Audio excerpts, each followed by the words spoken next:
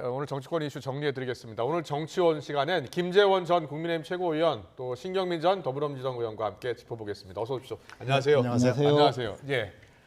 여야의 이 강대강 대치가 예상했던 대로요. 21대보다 22대가 더 심한 것 같습니다. 지금 5월 말에 22대 국회가 시작됐는데 지금까지도 여야가 손을 잡고 뭘 하는 모습을 보질 못했어요. 두 분이 워낙 또 정치권에 오래 계셨으니까 해법을 좀 나름 갖고 계실 것 같아서요. 먼저 신경민 의원님, 그 원내대표시라면 어떻게 풀으시겠습니까? 지금 상황에서는 무조건 국힘당은 들어가야죠. 무조건 국민의힘이 들어가야 한다. 지금 국회를요. 예. 개헌하고 법률을 바꿔서 제1국회, 제2국회로 만들지 않는 한 그건 불가능하죠.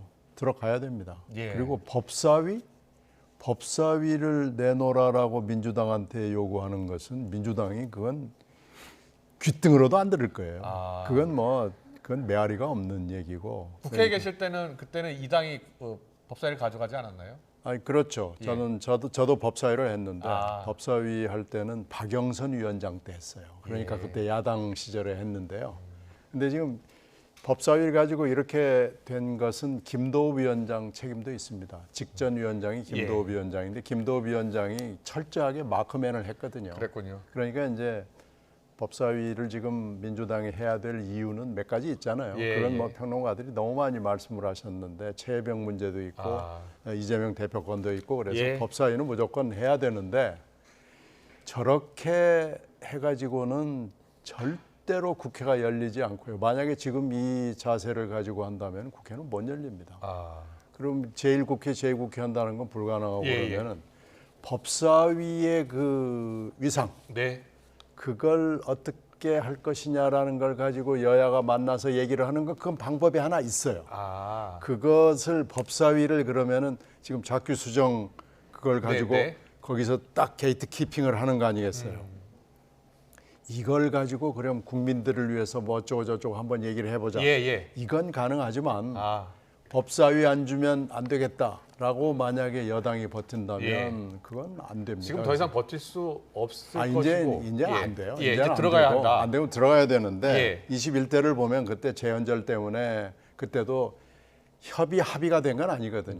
그냥 일단 다 가져가. 그런데 그때는 여야가 지금하고 반대였잖아요. 그렇죠. 그러니까 가능하지만 여당이었으니까요. 지금은 여당인데 뭐 다 가지고 우리는 특위로 할래?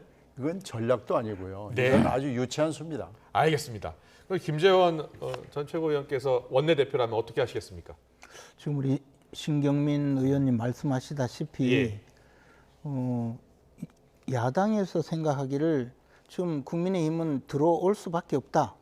뭐 국회에 아무리 발버둥 쳐봐도 지금 상황에서 별 수단이 없을 거다라고. 7개 상임위원장 받아라. 지금 이렇게 요구하고 있는 알고 거고요. 있잖아요. 또 더 나가서 7개라도 받지. 지금 줄 때 받지. 그것도 좀 있으면 안 준다. 뭐 그런 정도로 놀려도 그렇습니다.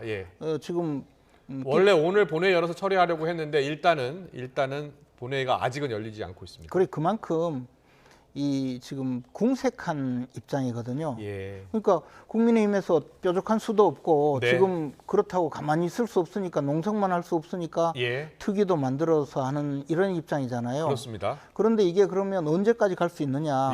우리 신경민 의원님은 7월 17일 재헌절 이야기했는데요. 그거보다도 지금 예를 들어 특검법을 민주당이 법사위 상정했잖아요. 법사위 상정했고요.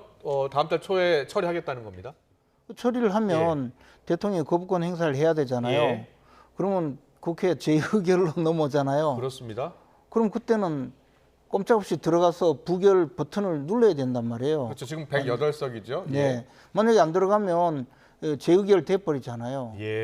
그러면 아무리 지금 농성을 하고 뭐 특위로 하더라도 그때까지는 들어가야 되는데 그 전에 그러면 그때까지 농성하다가 부랴부랴 본회의에 들어가서 이거 반대하러 들어온다. 이것도 얼마나 모양이 우스워요. 그럼 그 전에 어떤 형태로도 무슨 계기를 만들어야 되거든요. 그리고 만약에 여당 원내대표라면 일단 지금 당장에 야당 원내대표를 만나겠죠. 그래서 이런 식으로 가면 우리가 끝까지 좋지 못한 모습을 보이고 그러면 언젠가는 민주당에게도 좋지 않은 때가 온다. 네. 그러니 우리가 함께 좋은 모습을 보이기 위해서 지금부터 물밑 대화를 하자라고 해서 끌어내야죠. 추경호 하나라도. 대표는 오늘도 기자들하고 만나서 국회의장과 민주당이 의회 정치 복원을 위해서 용단을 내려줬으면 좋겠다라고 하던데. 용단 내릴 사람들이 아니죠. 예. 왜냐하면 지금 이재명 대표가 재판을 받고 있잖아요. 예. 언제 교도소 갈지 모르거든요. 그러니까 법사위에서 특검법도 통과해야 되고 계속 공격을 해야 되는데 내놓을 수가 그렇군요. 없어요. 예. 그러니까 지금 저렇게 이야기해도 민주당이 어떻게 나올지는 자명한 일이기 때문에 그렇군요. 사실은 여당에서도 뭔가 예. 지금 이제 움직여야 될 시간이 온 거죠. 7개 상임이라도 받아야 한다. 두 분 다 같은 의견을 주셨습니다. 알겠습니다. 어떻게 할지 지켜보겠습니다. 다음 이슈로 가겠습니다. 검찰이 대북 송금 사건과 관련해서 이재명 민주당 대표를 재판에 넘겼는데요. 이화영 전 경기도 평화부지사 1심 선고가 내려진 지 닷새 만이었습니다. 영상으로 만나보고 오겠습니다.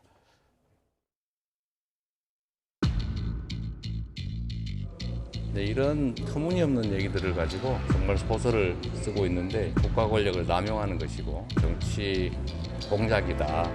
판결문 분석 절차와 함께 수사에 대해서 차질 없이 진행하도록 하겠습니다. 검찰이 더불어민주당 이재명 대표를 쌍방울그룹 불법 대북 송금 사건의 최대 수혜자로 보고 재판에 넘겼습니다.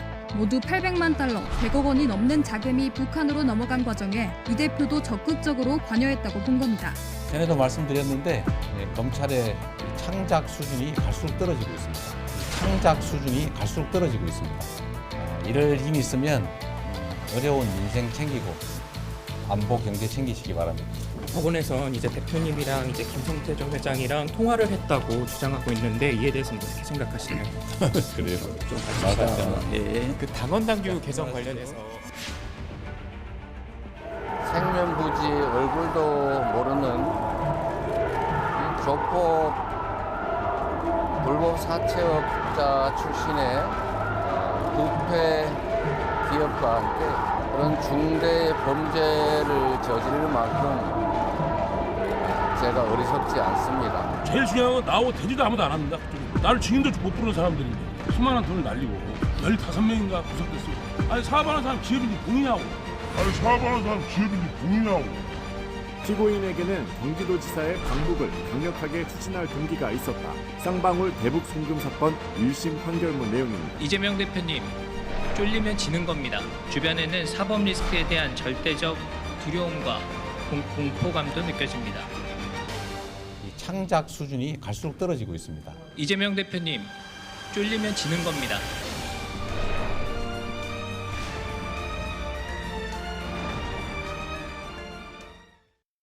자, 검찰의 대북 송금 관련해서 이화영 전 경기도 평화부지사 유죄 판결 닷새 만에 1심에서 이제 9년 6개월 나왔었죠.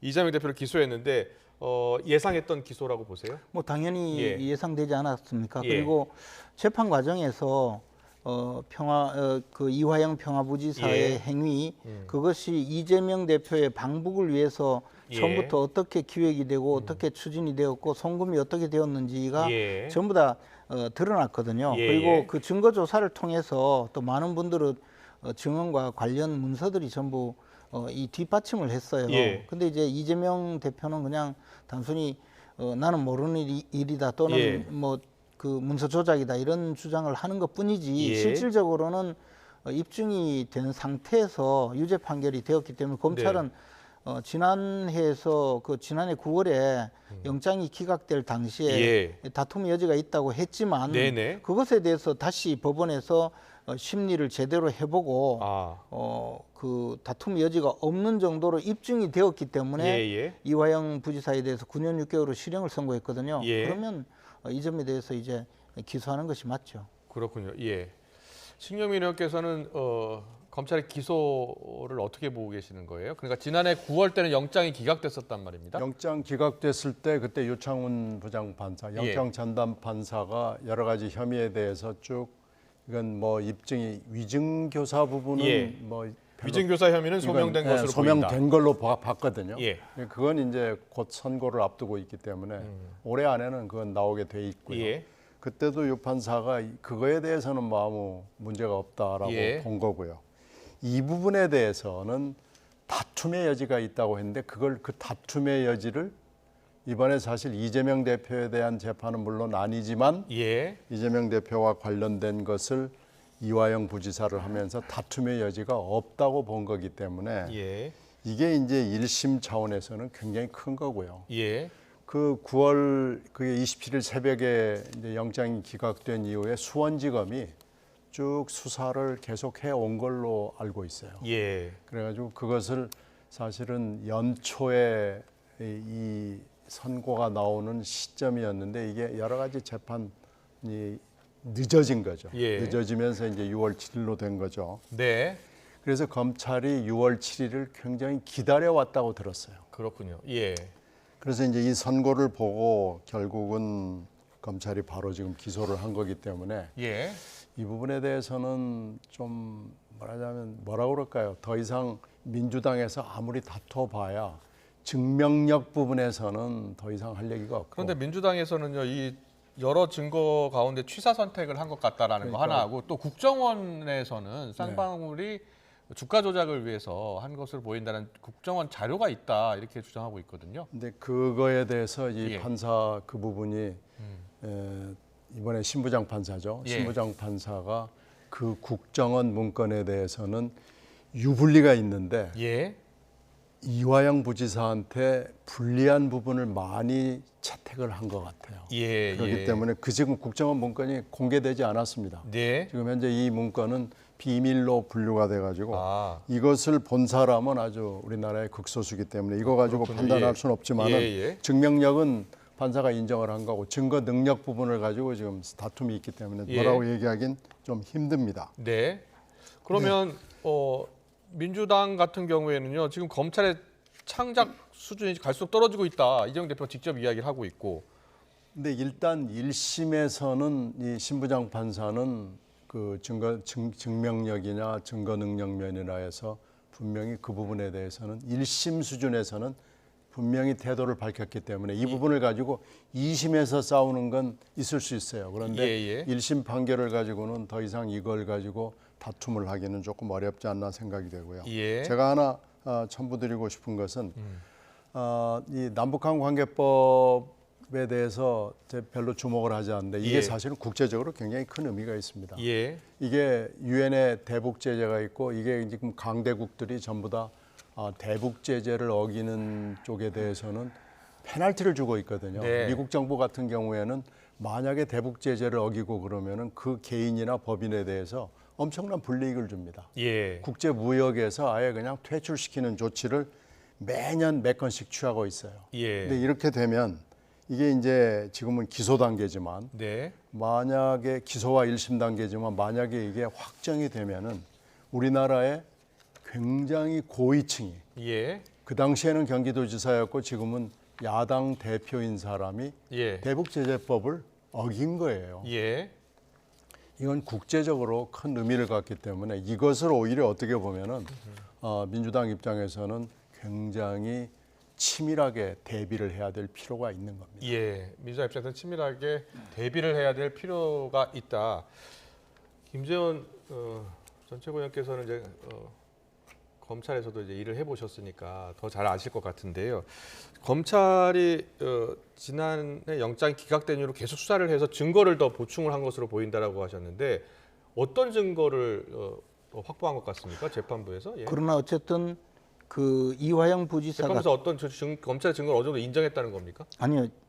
그 이화영 부지사가 예. 기소된 후에 수사한 내용에 대해서는 예. 증거로 채택하지 않았습니다. 예. 다만 이제 다만 검찰에서는 그 수사를 해서 예. 공판 수행 과정에 예. 훨씬 실체적 진실에 더 접근을 한 것이겠죠. 예. 증거로 내지는 못했습니다. 그러나 그랬군요. 예. 예를 들어 뭐 증인신문 과정에서 예. 그 정황에 대해서 질문을 한다든가 이런 방식으로 훨씬 수사의 그 내용이 풍부해졌고 예.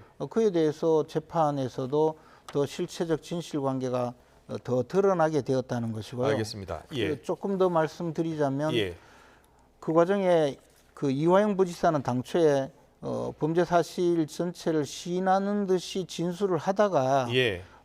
그 부인이 저 재판 과정에 개입을 네. 하고 변호인을 바꾸고 그렇게 해서 또 앞에서 진술한 것을 번복하고 예. 그러면서 앞에 진술한 내용은 여러 회를 먹고 술을 마시게 해서 그때 저 쏘갔다 뭐 예. 그 허위 진술했다 이런 주장까지 해온 것인데 이것이 전부 재판부에서 받아들여지지 않았거든요. 예. 그런데도 그런 주장을 계속하면서 검사 특검을 하겠다. 네, 지금 특검법 발의해 놓은 상황이잖아요. 예. 검사 탄핵을 하겠다. 뭐 이런 이야기를 하는 것이니까 네. 이 전체적으로 민주당의 지금 이 정치적 쟁점 내지 정치적 주장이 전부 1심 판결에서는 받아들여지지 않은 것이고 예. 이재명 대표의 혐의 사실에 대해서는 대부분 그 인정이 되어가는 그런 상황이 된 거죠. 예. 아직 뭐 이제 기소를 한 상황이고요. 정식 재판이 이제 공식적으로 시작이 되지 않았고요. 앞서 그 재판부는 지금 이화영 전 부지사 재판이기 때문에 어떤 영향을 미칠지는 좀 더 지켜봐야 될 것 같은데, 의원님 지금 민주당 같은 경우는 이미 그 검찰이 다 회유했다, 일종의 이화영 전 지사를 회유했고 또 증거도 조작했다라는 의혹이 있는 만큼 특검으로 풀어야 한다라고 해서 특검법 발의해 놓은 상황 아니에요? 발의했죠. 예. 그러니까 이것도 지금 빨리 국회가 원구성이 돼서 정상화돼서 예. 처리를 하려고 그러는 이유 중에 아주 중요한 이유 중에 하나이기 때문에요. 예. 일단은 이화영 재판에서 증명력을 인정을 하고 증거 능력 부분을 어떻게 된 건지를 좀 들여다봐야 되겠다는 게 민주당의 입장이거든요. 네. 그러니까 이게 이제 기소가 됐기 때문에 앞으로 재판에서 굉장히 큰 쟁점이 될 거예요. 그렇군요. 예. 그러니까 지금 여러 가지를 가지고 싸워야 되는 입장이기 때문에 검찰의 신뢰를 흔들어야 되는 것이 현재로서는 민주당의 주요한 전략 중에 하나입니다. 예, 알겠습니다. 이재명 대표 입장에서 보면요, 지금 이제 4개 재판을 받게 됐잖아요. 4개 재판을 받게 됐는데 이번에 기소한 검찰청은 이제 수원이기 때문에 뭐 서울 수원을 계속 왔다 갔다 해야 될 정도로 당 대표 수행하기가 너무 어려운 것 아니냐라는 지적이 나오더라고요. 그 예. 지적은 뭐 오래된 지적 중에 하나인데요. 이미 이재명 대표가 당을 확실하게 장악하고 있기 때문에 예. 재판을 구체적으로 따지면 일주일에 4번은 아니고요. 예. 사실은 2점 얼마 정도 됩니다. 그렇군요. 왜냐하면 한 예. 달에 한 번 열리는 재판도 있고 뭐 예. 2주에 한 번 열리는 재판도 그렇군요. 있고 그래서 예. 사실은 정확하게 얘기를 하면 일주일에 2점 몇 텐데 이제 어떻게 보면 4개가 같이 겹치는 때가 있을 수는 있죠. 예. 그러나 그렇게 따지면 그냥 숫자상으로 일주일에 4번이다라는 것은 그렇게 큰 의미는 알겠습니다. 없습니다. 예, 지금 저희가 지금 재판이 지금 4개 있습니다. 공직선거법 위반 사건하고 대장동 성남 FC 백현동 이렇게 묶어서 하나 있고 또 위증교사 사건이 있고 이번에 또 대북송금 사건 이렇게 4건의 재판을 이제 받게 됐는데요. 이 4건의 재판 가운데 이 대표 입장에서 가장 불안한 사건은 뭐라고 보세요?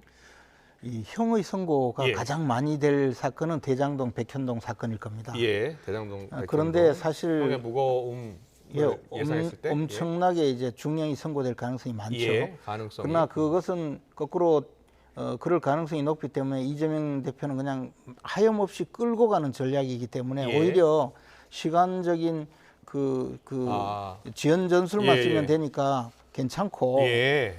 가장 그러면 제일 먼저 선고가 될 가능성이 높은 재판이 오히려 제일 두려울 수 있거든요. 예. 저는 위증교사 사건이 제일 두려울 위증교사 거라고 사건이요? 봅니다. 예. 이것은 사실 쟁점도 분명하고 예.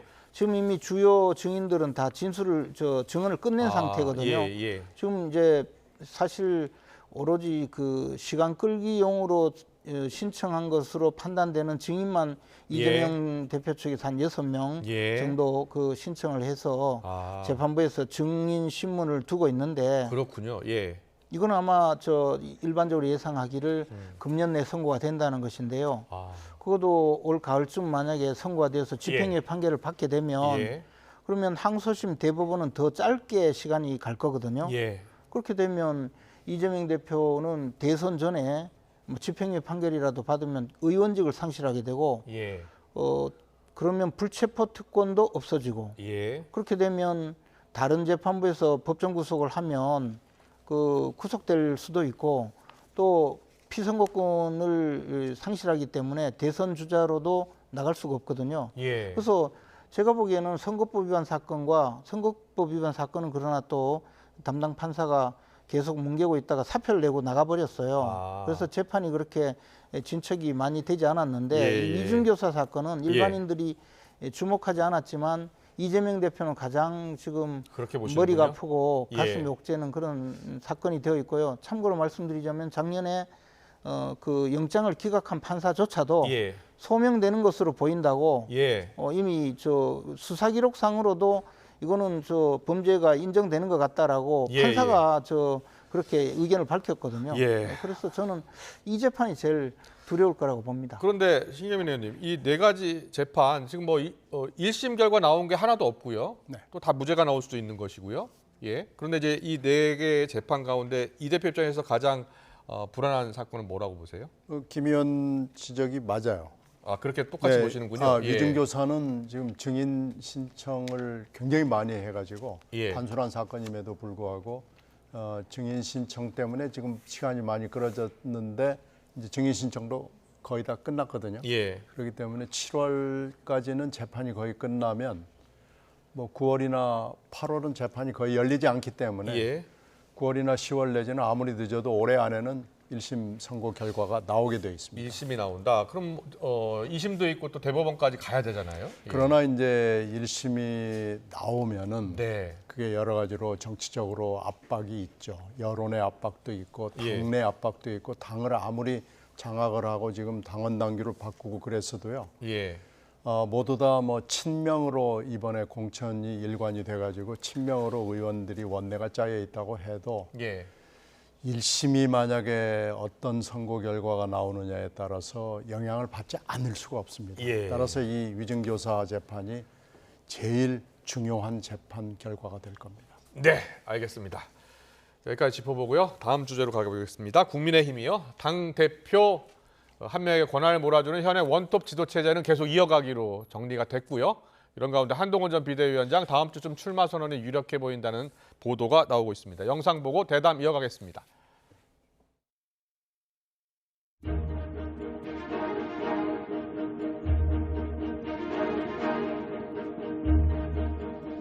우리 당은 일심일체가 되어서 전당대회에 차질 없는 진행을 위하여 모든 힘을 합하여야 하겠습니다.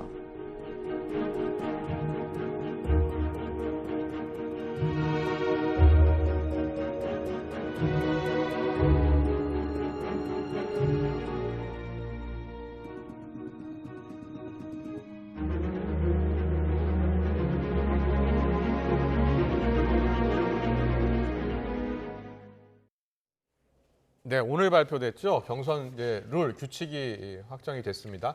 당원 투표 100%에서 당원 투표 80 그리고 여론조사 20%로 하기로 했어요.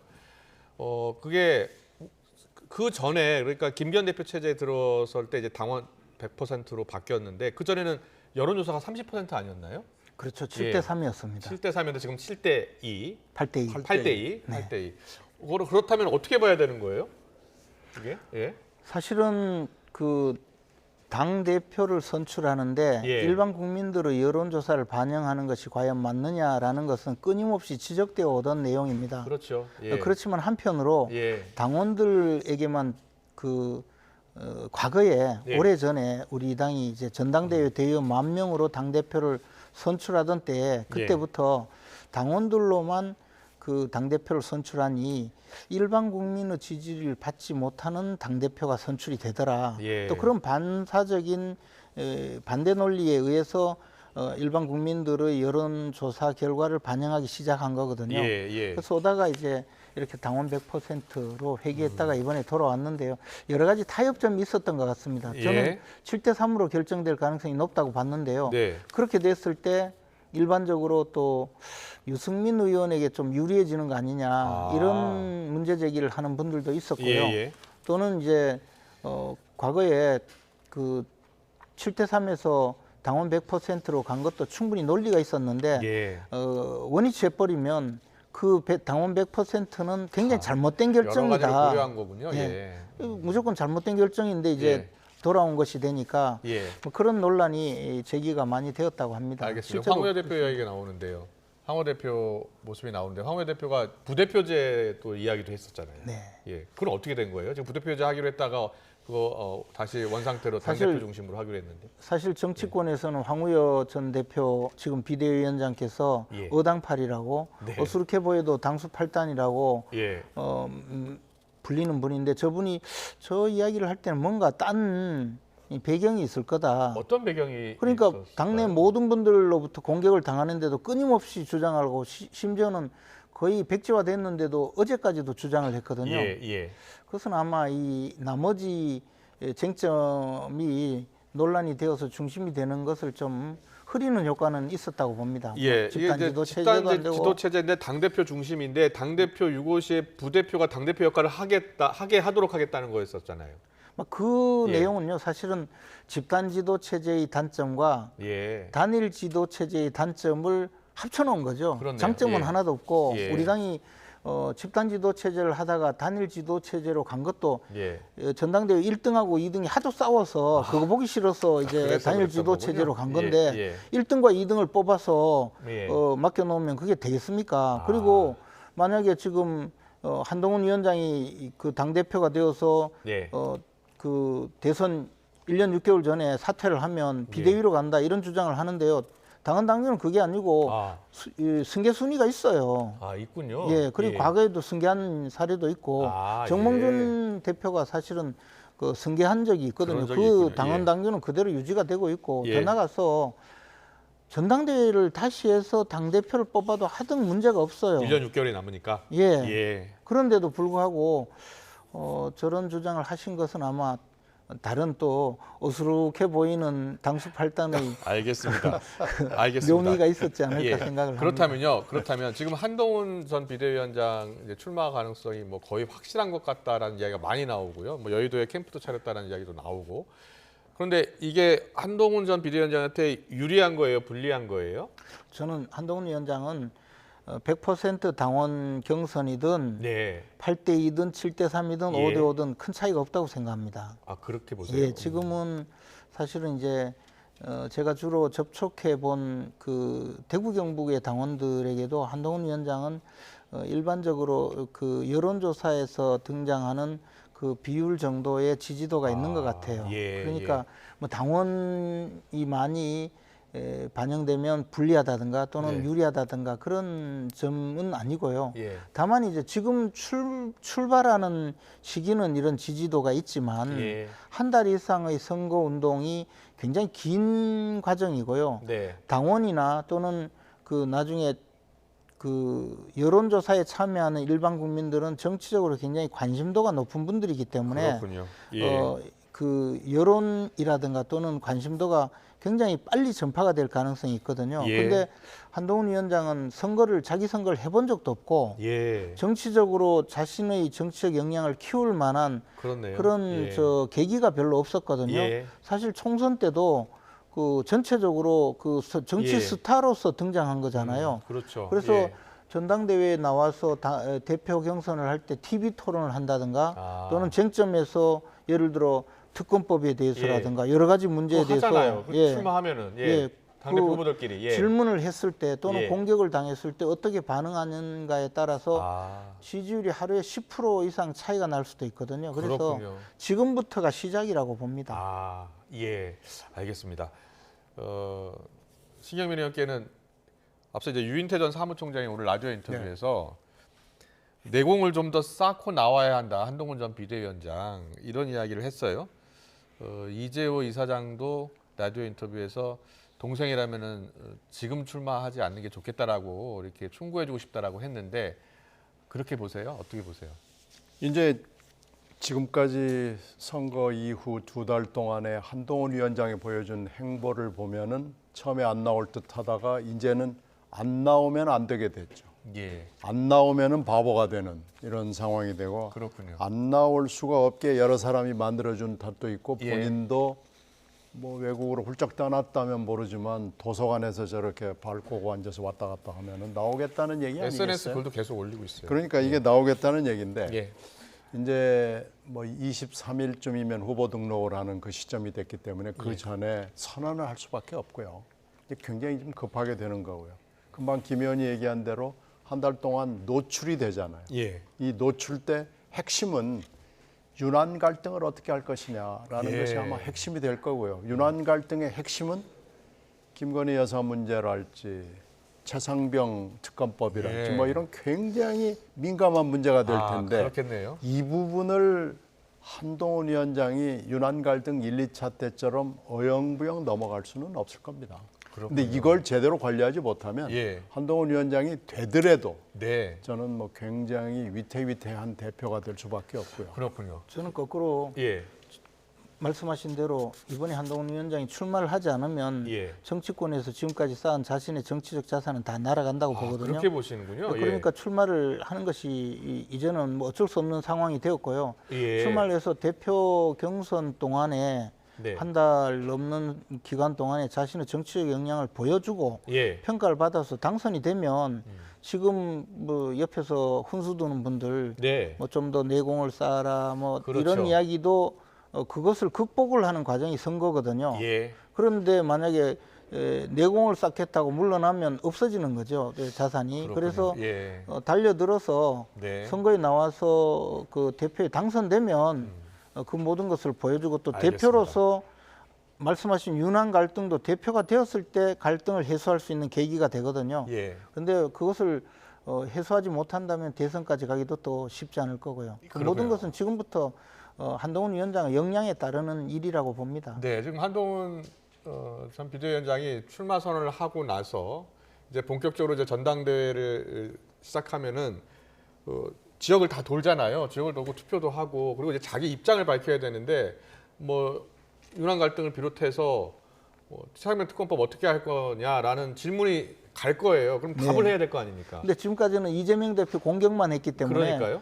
뭐 검사가 피의자 공격하는 거야 아주 쉬운 예, 일인데 예. 지금부터는 이제 거기서 답변을 해야 될 겁니다. 대통령에 대해서 어떻게 생각하는지 그렇죠. 또 다른 주자들에 대해서 어떻게 생각하는지 당이 지금 어떻게 가야 되는지 지금 당장 국회에 들어가야 되는지 들어가지 않고 버텨야 되는지 예. 또 특검법은 어떻게 할 것인지 그러니까요. 이런 데 대해서 끊임없이 질문을 받을 텐데요. 그에 네. 대해서 확실한 이 정리가 되어 있지 않으면 삐끗하면 안 된다는 거죠. 그렇죠. 예. 이제 삐끗하면 한동훈의 진면목이 지금부터 드러나기 시작하는 겁니다. 예, 어떤 답변 할 것 같아요? 최상병 특검법에 대해서만 일단. 일단은 민주당 입장에 좀 가까이 와줘야 될 겁니다. 그럴까요? 그렇지 않고 예. 이 용산을 편들대거나 국힘당이 지금까지 입장으로 와서는 한동훈 별거 없네라는 얘기가 금방 나올 겁니다. 아니 근데 이제 그 부분은 저는 생각이 다른데요. 예, 말씀하세요. 예, 당원팔 때 일반 여론조사 2잖아요. 그러네요. 일반 여론조사도 우리 당 지지자 또는 무당층이거든요. 예. 그런데 민주당 쪽에 가까이 가면 유승민 제2의 유승민이 되어서 급전직하로 떨어질 수도 있습니다. 최상병 건은 좀 다를 거예요. 그럼 좀 두고 그럴까요? 볼 일이긴 한데. 좀 지켜보겠습니다. 얼마 남지 않았습니다. 여기까지 듣겠습니다. 오늘 정치원은 김재원 전 국민의힘 최고위원, 신경민 전 민주당 의원과 함께했습니다. 잘 들었습니다. 고맙습니다. 고맙습니다.